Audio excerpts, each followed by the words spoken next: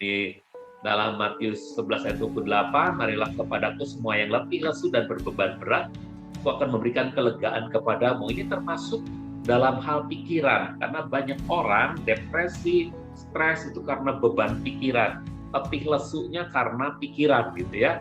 Jadi Tuhan mengatakan Dia memanggil semua orang yang letih lesu untuk dapat disembuhkan pikirannya. Oke.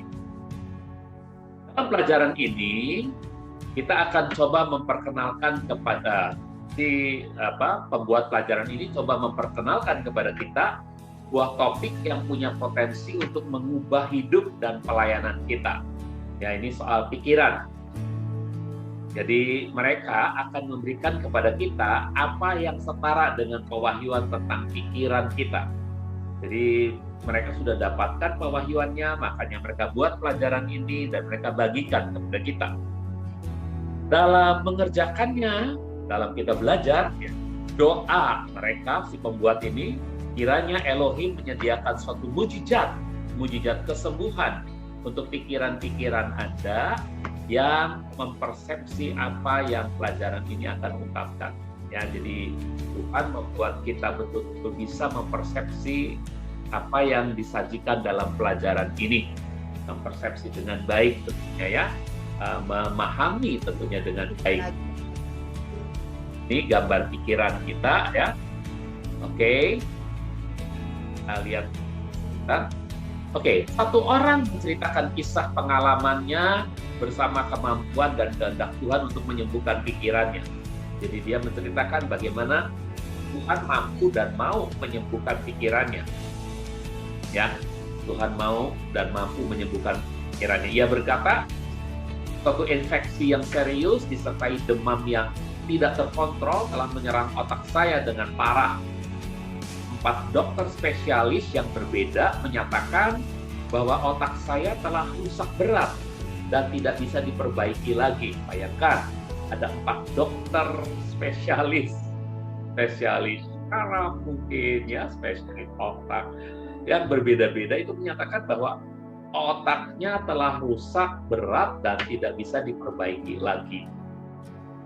Ketika saya berbaring terlentang, mata saya berputar ke belakang, saya tidak punya harapan untuk sembuh karena dokter sudah memvonis begitu kan ya. Dan para dokter berbicara tentang kematian saya. Jadi mereka rata-rata bicara pada keluarganya, ya persiapkan aja, beri aja mungkin makanan yang enak dan sebagainya. Itu bicara tentang kematian, ya. Jadi seperti ini orang tersebut bisa melihat ke belakang untuk mencari Tuhan, ya. Kemudian orang itu mengalami waktunya Tuhan, hadirat Tuhan, waktu Tuhan. Berkata, sebagai hasil dari doa iman, Tuhan secara langsung menyembuhkan tubuh dan pikiran saya. Jadi orang ini berdoa terus dalam iman dan ternyata dia mengalami waktunya Tuhan, sehingga Tuhan dia alami adalah langsung menyembuhkan tubuh dan pikirannya.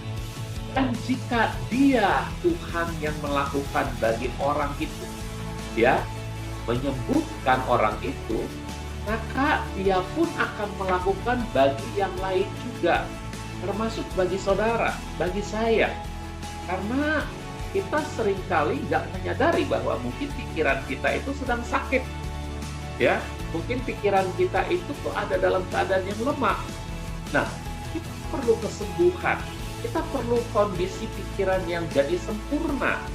Jadi kalau orang tersebut bisa disembuhkan oleh Tuhan secara ajaib, maka dia juga akan melakukannya bagi kita juga. Amin, saudara.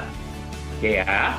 Nah, jadi ada seseorang yang tadi cuma bisa memandang hari Tuhan, ternyata akhirnya dia mengalami waktunya Tuhan, hadiran Tuhan yang nyata dalam hidupnya. Dan secara tiba-tiba apa yang dideritanya itu sembuh karena kuasa Tuhan bekerja memulihkan. Memang itu keinginannya Tuhan. Ya, anaknya itu mengalami pikiran yang sembuh total, sempurna. Oke. Nah, saudaraku, apa yang akan kita dapatkan dalam pelajaran ini? Karena sebuah teori, bukan pula sesuatu yang harus diterima sebagai sebuah teori saja. Jadi ingat baik-baik, di pembuat pelajaran ini tidak sedang membuat sebuah teori, tapi dia nanti akan merangkai pada kebenaran-kebenaran firman Tuhan.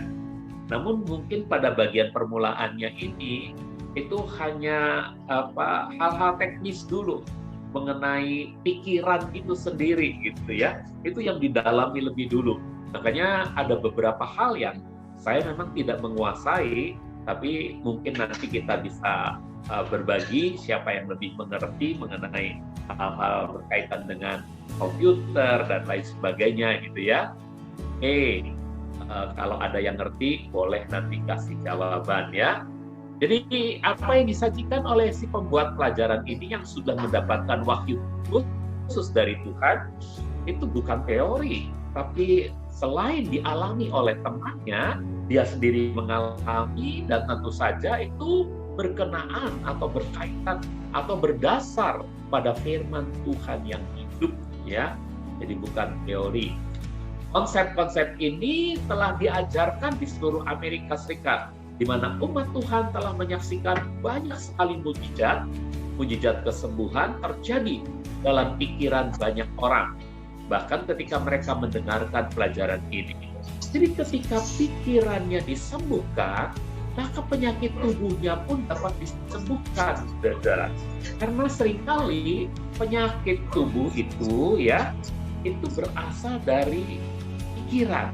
Apa yang dipikirkan itu ternyata bisa jadi penyakit ya. Nah, saudaraku, kaitannya mungkin kalau dalam dunia medis ya, ketika pikiran kita terlalu berat, kita mengalami stres, maka ada hormon-hormon yang tidak baik. Itu produksinya mungkin hormon sebetulnya bagus, ya hormon itu bagus, tapi ketika dia berlebihan diproduksi, maka itu jadi sesuatu yang jahat bagi tubuh kita. Sehingga ada bagian-bagian tubuh kita yang terkena serangan dari yang buruk kelebihan hormon itu, saudara. Nah, itulah, atau juga ada hormon-hormon yang memang hormonnya untuk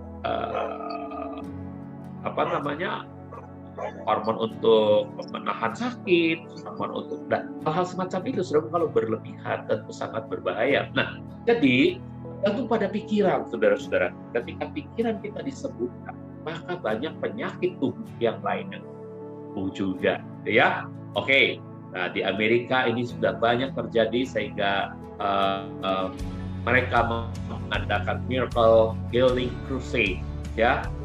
Mereka bikin KKR yang expect a miracle, harapkan mujizat, nantikan mujizat itu terjadi ya. Oke. Ini merupakan pikiran Tuhan yang menaruh urapan atas pikiran-pikiran umatnya. Jadi apa yang Tuhan mau itu adalah apa yang Tuhan sudah pikirkan sebelumnya, dan dia ingin agar umatnya ya mengalami, memiliki pikiran Tuhan, supaya umatnya pun bergerak untuk menyampaikan berkat ini kepada lebih banyak orang lagi. Saya harap setelah kita belajar hal ini, saudaraku, saudara sudah mulai berani untuk mendoakan orang lain ya. Berani untuk mendoakan pikiran mereka agar disembuhkan, supaya penyakit tubuh mereka disembuhkan ya. Karena seringkali ya, penyakit itu selalu terkait dengan pikiran ya. Kecuali orang yang kecelakaan gitu ya. Tapi orang-orang yang memikirkan sesuatu dengan secara berat itu bisa terkena penyakit, saudara. Nah, itu dia, sembuhkan pikirannya ya. Oke. Nah, orang percaya harus menerima tantangan untuk mencari dan menerima urapan dari pikiran Tuhan. Ketika urapan dari pikiran Tuhan ini datang atas saudara, turun atas kita semua, maka pikiran kita yang dibarui itu, saudaraku, pikiran kita yang disempurnakan itu akan membawa kita untuk mengerjakan apa yang Tuhan mau, membagikan apa yang Tuhan pikirkan kepada orang lain juga. Orang lain. Jadi saudara-saudaraku, kiranya kita tertantang untuk hari ini ya. Oke? Baik. Nah, orang percaya tidak akan mencapai potensinya secara penuh kecuali mereka menerima urapan dari Tuhan. Jadi ingat baik-baik saudara-saudaraku, kita tahu bahwa Petrus adalah seorang penakut ya ketika dia sudah lahir baru sekalipun ya. Katakanlah sebelum dia lahir baru ya, sebelum dia lahir baru. Kapan sih lahir barunya? Menurut saya lahir barunya adalah ketika Tuhan mengembusi dia dengan Roh Kudus. Terimalah Roh Kudus. Maka Roh bekerja melahirkan dia kembali. Itu di mana? Di sebuah kamar terkunci bersama dengan para muridnya. Ketika Yesus yang bangkit itu menampakkan diri kepada mereka, lalu berkata, terimalah Roh Kudus, maka Petrus itu lahir baru. Tapi sebelum itu, sebelum dia lahir baru, dia adalah orang yang sangat ketakutan, saudara-saudaraku, ketika dia ada di mahkamah agama, waktu Yesus diadili oleh Kayafas, lalu Petrus itu ditanya oleh seorang gadis kecil, seorang pembantu pelayan, wah engkau juga bersama-sama dengan Yesus, ya, karena dari logatmu ketahuan. Dia sumpah-sumpah, saudara, mengatakan dia tidak mengerti apa yang dikatakan oleh gadis ini. Pas sumpah dia tidak mengenal Yesus, saudaraku. Jadi dia sangat penakut. Tetapi kita berpikir kalau udah lahir baru, tentu sudah berubah. Ternyata setelah dia lahir baru, dia pun belum mendapatkan potensi puncaknya. Karena potensi puncaknya itu didapatkan ketika dia dipenuhi oleh Roh Kudus pada Kisah pasal 2. Setelah Kisah pasal 2, baru potensi puncaknya itu kelihatan. Dia berani berkhotbah kepada ribuan orang sampai 3.000 orang bertobat, gitu ya. Padahal setelah lahir baru, saudaraku, belum kelihatan potensinya. Sebelum dia diurapi pada Kisah pasal 2 itu, Roh Kudus memenuhi hidupnya, nggak kelihatan potensi. Karena apa? Buktinya apa? Buktinya dia masih ngajak teman-temannya untuk apa? Untuk menangkap ikan. Padahal Tuhan Yesus sudah memberitahu bahwa kamu nanti akan menjadikan penjala manusia. Tapi dia ingin kembali ke pekerjaan lamanya. Dia masih teringat-ingat pada pekerjaan lamanya, gitu ya. Saudara itu menjala ikan. Dia mengajak teman-teman yang lain untuk menjala ikan. Saudara, artinya pada waktu dia baru lahir baru, dia belum mencapai puncaknya, belum menerima potensi. Ketika urapan penuh dari Tuhan datang, barulah potensi puncaknya kelihatan. Nah, saudara pun demikian, saudara. Ayo kita dapatkan urapan dari Tuhan. Dan dengan urapan ini, kita bisa menyembuhkan orang lain. Ya, amin. Oke? Ya. Nah, saat mereka mengalaminya, urapan pikiran dari Tuhan akan membawa perubahan dan hasil yang mengagumkan. Jadi kalau kita mengalaminya, urapan yang Tuhan itu memenuhi pikiran, itu akan membawa perubahan dan hasil yang sangat luar biasa, saudara-saudara.